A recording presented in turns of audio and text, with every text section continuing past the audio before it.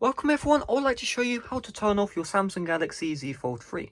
So for some reason Samsung made it so when you hold the power button it shows Bixby instead of showing the power off menu. So all you need to do instead is you just want to find the side of your phone and you see the power button and you see the volume rockers. They've made it so you have to hold down the power button with the volume down button at the same time.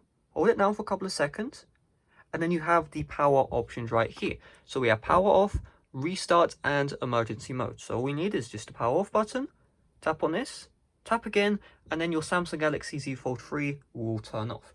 Now if you don't want to do that, you can actually use Bixby. You can just say turn off my phone and then Bixby will turn off your phone. However, I don't know if you use Bixby. Me personally, I don't plan on using it, but if you do use Bixby and that's more convenient for you, there you go. But if you don't want to sound weird in public, where you're just saying turn off my phone, then you just use the volume down and power button to turn off your device. So hopefully this video helped you out. If it did, make sure to smash like, subscribe if you're brand new. See you guys later. Bye bye.